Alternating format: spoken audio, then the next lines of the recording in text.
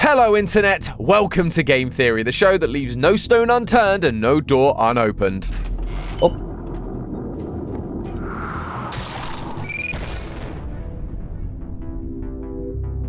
I went through a door though. The name of the game is Go Through Doors and I went through a door. Ah yes, the smash hit Roblox game Go Through Doors. Love that one. Although, I actually think Matt had the right idea because it is now my turn to jump into the mysterious abyss that is Roblox Doors. A game set in an abandoned hotel where to win, you have to, get this, walk through doors. I know, shocking. Though, on the surface it might sound pretty simple, things escalate pretty quickly. There's demonic entities that are trying to stop us, a homunculus made of flesh and bone known as the Figure that sabotages our only means of escape, and there's a bunch of extra rooms called the Rooms. Yeah, they like to keep their naming conventions simple here. However, in the Rooms, it no longer means you have 100 doors to go through, but 1,000. It's actually quite a challenge. Fortunately, through most of this, there's a mysterious blue sparkle that is trying to help us escape. This is Guiding Light, and they offer us advice when we die, show us the path during the chase sequences, and offer us tools like the crucifix to stop entities dead in their tracks. We believed in previous theories that Guiding Light was the one manipulating the halls of the hotel into the random arrangement you encounter in each run, confusing and trapping the entities within. Sadly though, they aren't able to help us all the time. Once you enter the Rooms, their power fades, but there is a similar yellow light entity waiting for us. They're just less helpful. We learn that this spirit is named Curious Light, although their name leaves a little to be desired, as they don't seem as much curious as they do aloof. They refuse to give us hints, and yet they want us to keep trying. Here's a thought, maybe give me a hint and I'll do better next time. Curious Light's actions don't seem to make a lot of sense. That was until I played the latest update, known simply as the Backdoor update. We suspected that Curious Light was actually trying to escape the Rooms, with the final door leading to a bunch of other open doors floating in a void. Other dimensions, as proven by the appearance of Bob the Skeleton, who is actually from an entirely different Roblox game, and whose name tag we can find in the Rooms. It felt like Curious Light wanted access to this room in order to escape and explore more worlds, and it seems like we were right, because in Backdoors, Curious Light is back, no longer stuck in the Rooms, and this time they are actually trying to help us. We've got a new speedrun challenge on our hands, as we've got to go from door -50 to door 0 in just 1 minute. That is not a lot of time. It's almost as if they don't want us snooping around for lore. But fear not, friends, even with the dreaded time limit, I was able to uncover the secrets this little update had for us, how it connects to everything we know so far, and what it could mean for the Floor 2 update that's coming soon. So grab your vials of starlight and drink up, theorists. We're about to unlock even more door lore. That was right, that is satisfying to say. A cool detail to kick us off with is how you access the Backdoor update inside the game itself. Much like the main game, you stand in an elevator and it will take you to the first floor of your next run, in this case door -50. However, you can't just walk straight into this new elevator. If you're new to Doors, you'll find that the Backdoor's elevator is blocked by a barrier of yellow light. At this point, if something glows yellow, we know it has to be related to Curious Light, matching their yellow sparkles and death screens from the Rooms. Sure enough, if you unlock the achievement completing the Rooms, the first place we encounter Curious Light, and head back to the lobby, you'll find the Backdoor's elevator is suddenly open to you. Curious Light was stuck in the Rooms, but now he's been freed by us completing that final door, allowing him to escape into the hotel's version of the back rooms. That act alone seems to have given Curious Light a change of heart. In the past, Curious Light didn't seem interested in helping us escape. I usually don't give out hints. And yet, in this new update, they seem to be doing exactly that. When dying from haste, the entity that comes when the timer runs out, Curious Light will say this: I've given you a method to add more time to the clock, though.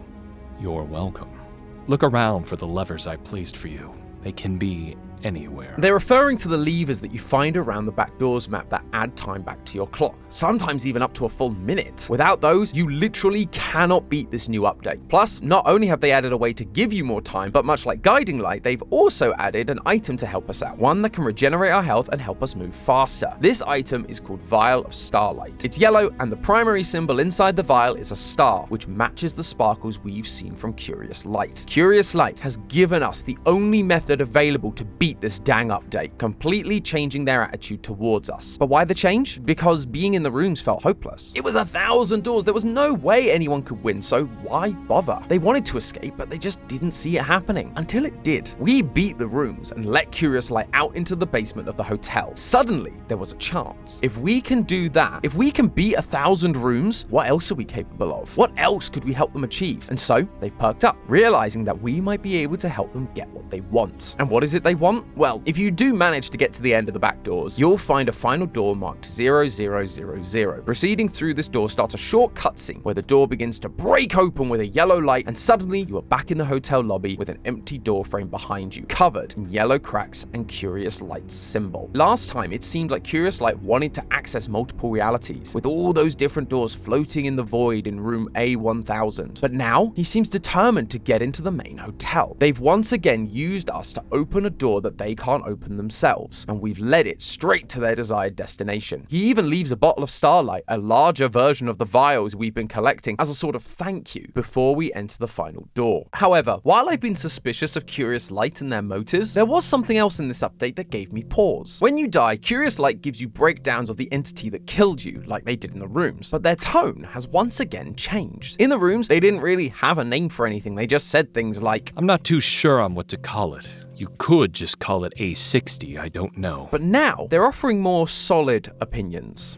That one. You could call it the Look Man if you like. That's what I call it. He does have names for these things. He's actually giving you his attention, except for one specific entry. One of these new entities is called Blitz, which is a modified version of Rush from the main game. But if you die to it, Curious Light says this. Oh, one of my favorites. She said we could call that one Blitz. Who is she? We've never encountered a she before, but whoever she is, Curious Light seems to recognize her authority. He doesn't question her, he just tells us exactly what he's been told. No opinions, no wisecracks, just direct answers. And if this she is telling Curious Light about the entities, is she the one behind everything, pulling the strings? I've got some good news for you theorists, because I believe we know who this character is, and it all comes down to this symbol and this painting. This symbol is the binding circle that appears when using the crucifix on an entity. We've examined this before and broken down the different parts of the circle to figure out exactly what it's doing, like the Star of Solomon in the middle that became associated with the occult and demons, which makes sense when it literally traps the demonic entities we find throughout the hotel. But there's one part that we didn't talk about, the ring of symbols around the Star of Solomon. These symbols are wingdings, and if you convert that text to a normal English font and then run it through a Caesar cipher, you'll get the message, one of the 3 architects marked by celestials assists you. Given that this is on the binding circle when using a crucifix, an item that glows blue and traps the entities in a blue light, I think it's pretty safe to say that the architect it's referring to is Guiding Light. Until now, we've been referring to Guiding Light as an angelic being, due to the sword-bearing angel statue in the courtyard, as well as other religious imagery. However, we did get this tweet from one of the developers saying, the crucifix indoors does not mean the game is going in a religious direction at all. And this translation of wingdings would certainly suggest that too, with Guiding Light not being an angel, but an otherworldly being known as an architect. But does that mean that using religious imagery to figure out the lore of this game is immediately debunked? I don't think so. Firstly, other than terminology, it feels like we were kind of on the right track with Guiding Light. We suspected Guiding Light was an angel twisting the halls of the hotel to trap the demonic entities. An architect is someone who builds and designs buildings, so Guiding Light being named an architect makes sense as they are the one changing the building. We may not have been right about the terminology used for Guiding Light, but we ended up at a similar conclusion because we found some religious influence. And that word influence is important, because what I showed you isn't the full tweet. It continues. It will remain mostly secular, other than inspiration, and will be all original. The developers aren't denying that they're taking inspiration from religion, just that it's not inherently a religious story. And here's the thing, we actually see this religious inspiration through the binding circle translated text. One of the 3 architects marked by celestials assists you. It implies there are beings above the architects that give them power in some way. They are marked by them. These beings are referred to as celestials. This word is often used to mean something up high, and in astronomy it refers to things in space, like the term celestial body. But celestials derive from the Latin word caelum, meaning heaven, and was originally used to refer to heavenly beings or angels. So while guiding light and curious light might not be angels themselves, we might be encountering some otherworldly beings at some point, the Celestials. The space theme continues when we have a look at the painting we can find on floor 60. This floor is where we find the secret passage to the rooms, where curious light resides, and it's the only place where this painting appears. The image is named Space-Time, which again seems to be referring to the spacey, otherworldly themes that we've already talked about, especially when you take a look at the symbols. The one in the center matches the yellow sparkle we've seen representing curious light across the various rooms and doors. It also matches the symbol found in the vials of starlight provided by curious light. In the top right corner, we have a blue crescent moon. Now, if the center symbol is meant to be curious light, then it would make sense for the blue symbol to be guiding light. It guides us through the hotel with a blue light, and when we use the items gifted to us by guiding light, like the crucifix, the symbols that banish the entities are also blue. And would you look at that? At the center of the binding circle is a symbol, a crescent moon, the same symbol that appears in the painting. This is the symbol of guiding light, one of the 3 architects. And with there being 3 symbols on this painting, I have a sneaking suspicion that means curious light is also another one of these architects. But there's one more symbol in this picture. In the bottom right corner, there's a red symbol that you might not be familiar with. This symbol only appears in the game when you add modifiers. Essentially, modifiers are designed to make the game more challenging, but in turn, you get higher rewards. They can do things like make the floors more slippery, give you less health at the start of the game, and make entities move faster or appear more frequently. When you activate modifiers, this red symbol appears on the screen, the same red symbol that's in the painting. Given there are no other symbols on this painting, this has to be our 3rd architect that the crucifix wingdings told us about, the one that Curious Light is referencing when it says she. She said we could call that one Blitz. Suddenly, this line from Curious Light makes sense. This new architect knows Blitz's name because modifiers are literally able to change the behavior of the entities in the hotel. She has power over them. She can make them more aggressive, and what's worse, she seems to have power over the other architects. There's a mod that literally deactivates guiding light from Seek's chase sequence, making that challenge much harder. If you die during the main game with modifiers active, guiding light will not appear on the death screen to help you out. And then, if you reach door 60, you will be unable to enter the rooms. It is completely blocked off to you by this mysterious red force, the same color as the force of this final architect. She is the most powerful architect we've encountered, able to control the entities within the hotel and alter the hotel itself, overriding any control guiding light has. She is so powerful that Curious Light doesn't question her or her authority. That makes her a scary force to deal with, and I have a feeling that we're going to be dealing with her a lot more in the coming updates. We've been waiting patiently for the Doors Floor 2 update, but back in October, we finally got a sneak peek of what's to come. For achieving the milestone of 4 billion visits, that's billion with a B, the developers gave us a teaser image for Floor 2 known simply as The Mines. Now, I have to say a huge congratulations to the developers. 4 billion is a massive achievement, and it's incredibly well deserved. But when I saw this image, I immediately started trying to figure out what it meant for the story going forward. What inspiration did the developers take to go down this mineshaft route? I did find a few hotels that have rooms in old mineshafts. One of them's even quite close to me. It's just over in Wales. But there didn't seem to be anything special about them. They just felt like gimmicks designed to trap tourists and travel vloggers with unique experiences. However, now that I have the additional piece that is this new architect, I found something that not only ties into our previous theories, but gives us a little more information about what we can expect inside the mines. In our initial theories, we spoke about the main entity of Doors, the Figure, a creature made of flesh and bones which stood out against the other black, inky, or ghostly entities of the hotel. Based on the use of religious and occult imagery found in the game, like the binding circle, we determined that the Figure was a homunculus, a version of a human being created not by natural means, but through occult alchemy. Typically, these were made by mixing human flesh, bones, and teeth. And through the final door, where the Figure chases us to the elevator, we see piles of flesh throughout the level. This all led us to believe that the next update would take us deep underground, where we'd find the origins of the Figure, the place that the cult that created it originally resided. Now that we know that Floor 2 takes place in a mine, I started looking into whether there were any cults that took refuge in mines. It feels like something we see in fiction all the time, but when it came to reality, there was only one very specific answer that I found. In Bolivia, there are groups that worship a spirit that lives in the mines. This spirit is called El Tío, and though his appearance looks like the Christian devil, El Tío is an ambivalent spirit, capable of giving both wealth and destruction. The miners would worship El Tío, building a shrine inside the mine and providing offerings to him in order to receive safety. They'd offer things like alcohol, cigarettes, coca leaves, even the blood of llamas. The miners would then light a minecart on fire full of these offerings and push the cart deep into the mines, never to be seen again. Which is interesting, as we also see a single single minecart being pushed down into a deep hole in the recent teaser for the Mines update. Could this have been a hole for sacrifices? There were also specific rules you had to follow if you were going into the mines and worshipping LTO, namely what you could or couldn't bring with you when you went in or out of the mines. Up until 2009, Bolivia was an official Catholic nation, and the majority of its residents still are Catholics today. So, unsurprisingly, worshipping a devil like being wasn't really liked by the Catholic Church. Due to this conflict between the miners and the church, certain rules were followed when going in and out of the mines. Specifically, no Catholic imagery like crucifixes were allowed inside the mines, and no LTO imagery was allowed outside the mines. The outside world was God's domain, but the mines, the underground, belonged to LTO. The two were not allowed to mix, which feels very similar to what we're seeing indoors. In this space-time painting, we see both guiding light and this new light, but they are on opposite sides of the painting. They are being shown as diametrically opposed. They cannot coexist, which is why when you activate modifiers, guiding light can no longer help you. If you want guiding light's assistance, you have to remove the modifiers. They cannot be in the same place at the same time. Now again, we know that Doors isn't going for a directly religious story, only taking inspiration from it, and that's what I think we're seeing here. It seems to me like the mines and this new architect might at least partially be inspired by the mines of Bolivia and the cult of LTO that lies within, which means that guiding light is going to be of no use to us in this new update. We're likely not going to be able to bring our candle or our crucifix with us, and even if we are, I doubt they're going to have any effect, much like we saw when we entered Curious Light's domain in the rooms. This is her domain, and guiding light is not welcome. The question is